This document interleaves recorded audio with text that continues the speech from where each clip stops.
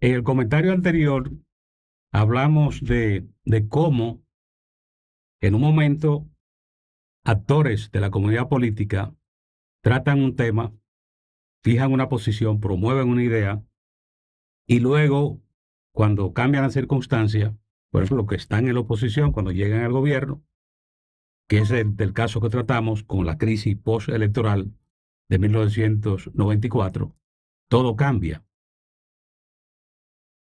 Ahora bien, ¿qué es lo importante?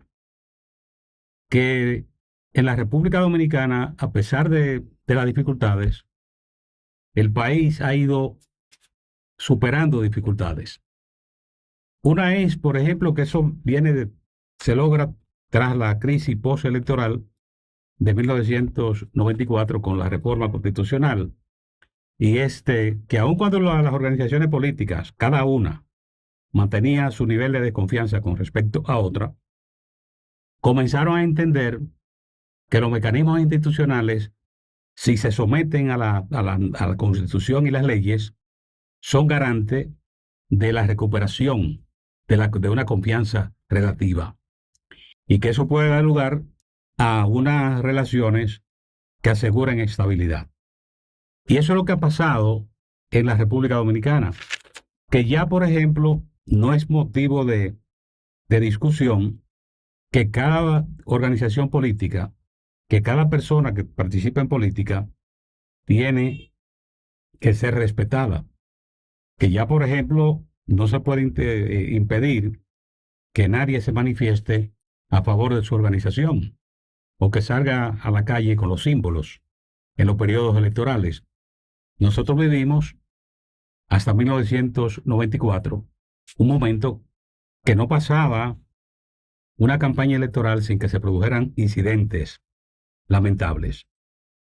Por esto, cuando se habla de la reforma electoral de 1994, hay que decir que el país ganó, porque se crearon mecanismos para el fortalecimiento de instituciones como la Junta Central Electoral, que hoy, si las autoridades de la Junta Central Electoral en un momento no quieren aplicar normas, es porque no quieren, porque lo tienen todo hoy.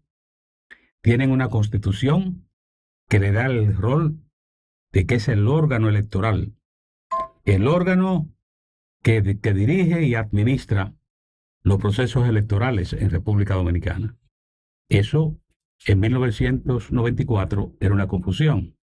Ese fue un logro de esa reforma.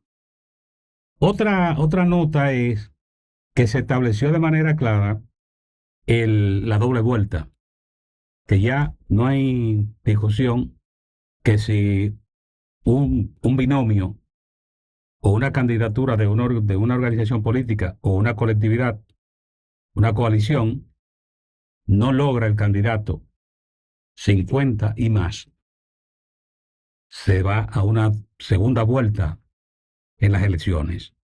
Y eso fortalece que los candidatos tienen una mayor representación. Se asegura que tengan una mayor representación. No así, no se ha logrado en República Dominicana establecerlo como una norma, como lo tienen otros sistemas electorales de naciones iberoamericanas, que es la expresión de la mayoría. En la República Dominicana no hay un mecanismo que asegure de que un candidato o candidata pueda ser declarado ganador de una consulta electoral, en este caso los candidatos de un partido, si el partido o la coalición de partidos que presenta el candidato no logra por lo menos el 50% de los inscritos en el sistema electoral. En la República Dominicana, por eso, se puede producir el caso, como pasó en las elecciones pasadas, que el candidato puede ser electo con menos, hasta menos del 40%. Que recuerden que cómo pasó la consulta pasada en la República Dominicana. Eso que se planteaba en el momento de la reforma de 1994, lo planteaba el doctor José Francisco Peña Gómez, que creía en esto, que la representación tenía que expresar la mayoría. Ya sencillamente es el que logró la mayoría, de los que fueron a la consulta electoral, una vez termina el proceso, ¿qué es lo que se hace? Bueno, participaron tanto militantes o ciudadanos de la República que acudieron a votar. Fueron menos del 50% de los inscritos en el registro electoral. No es una dificultad, porque lo único que se establecen son los porcentajes para ganar o perder las elecciones en la República Dominicana. Esto se planteaba en la reforma electoral de 1994, que debería asegurarse, apretarse, lo planteaba el doctor Peña Gómez, por ejemplo. Hoy es simple minoría. El comentario se produce porque hay gente que lo he visto hablando en los medios de comunicación de la reforma de 1994 como si eso no tuviera ninguna importancia, y la tuvo. Tuvo mucha importancia por todo lo que estamos hablando, lo que el país ha conocido en materia electoral, los avances, el fortalecimiento de la Junta Central Electoral, luego las nuevas instituciones que se han creado tras esa reforma de 1994. Y recuerden lo que logró el país con la reforma constitucional de 2010, como por ejemplo se visualizaron y se le pusieron a la sociedad y al mundo, por ejemplo, los derechos fundamentales, que eso brille como algo radiante en la cabeza de todos los ciudadanos y ciudadanas, que conozcan cuáles son sus derechos fundamentales. El derecho a la igualdad, como se consagra en esa Carta Magna. Y no se puede desvincular la falencia que se observaron tras la reforma de 1994. Porque la reforma de 2010, recuerden cómo fue esa reforma, que está antecedida de una consulta nacional. Recuerden esas consultas que fueron a todos los municipios de la República Dominicana. Todas las provincias, en todas las provincias se vivió ese proceso. Y no se puede desvincular de lo que ya el país había vivido. Esto para los que están jugando y entendiendo que la reforma de 1994 no significa nada. Sí, significó mucho. Porque en un momento que la República Dominicana estuvo al punto de un desborde que terminara en violencia, se llegó a ese acuerdo, el Pacto por la Democracia, que es el pacto que suscribe el liderazgo de la República del momento. Eso explica ahí la presencia del presidente Joaquín Balaguer, líder del Partido Reformista Social Cristiano, la presencia del doctor José Francisco Peña Gómez, líder del PRD, la presencia del profesor Juan Bosch, líder del Partido de la Liberación Dominicana en ese momento, la presencia de líderes políticos que estuvieron en ese acontecimiento.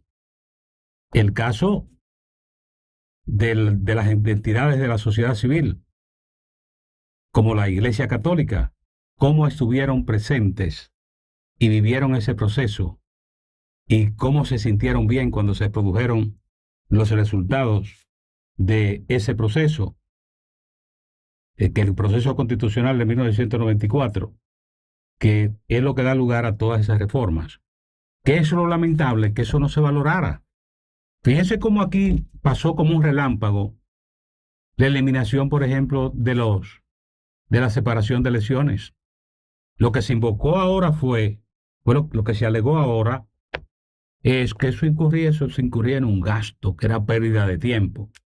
En 1994 se consideraba que eso era vital para fortalecer la democracia en República Dominicana.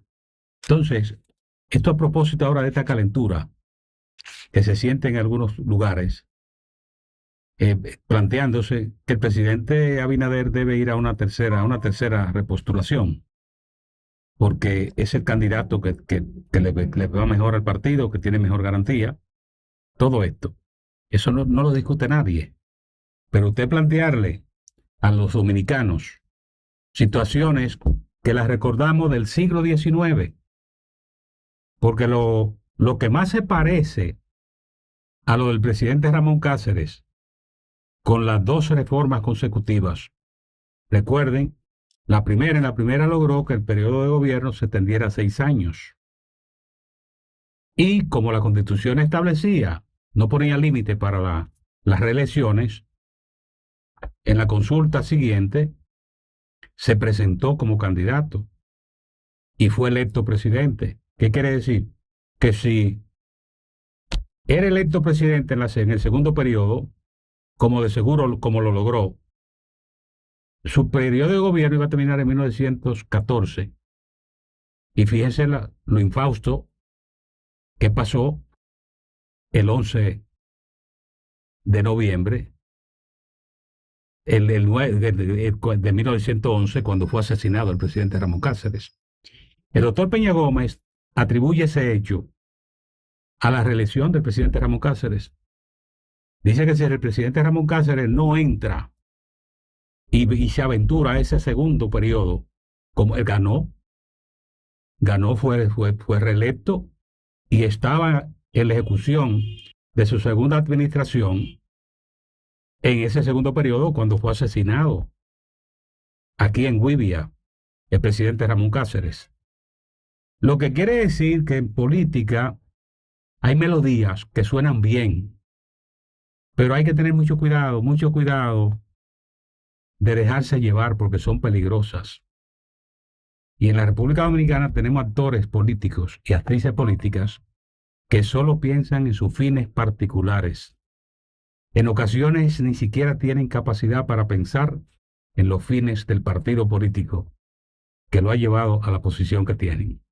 Por eso nosotros decimos que el presidente Luis Abinader debe tener los oídos libres para escuchar y la vista abierta para ver todas las cosas y ver todo esto, que lo vea como parte del espectáculo de falsantes que entran a la política y que siempre lo que quieren es aprovechar zafra. Y el periodo de un presidente no se debe ver como una zafra. El periodo de un presidente debe verse como una oportunidad que tiene la República para hacer cosas pendientes y dejar un legado que la sociedad lo recuerde porque lo disfruta. Esa debe ser. Esto para los que ahora están en las calenturas con el tema de la reelección en República Dominicana, vuelvan a ver la historia, que la historia es interesante. Hasta el próximo comentario.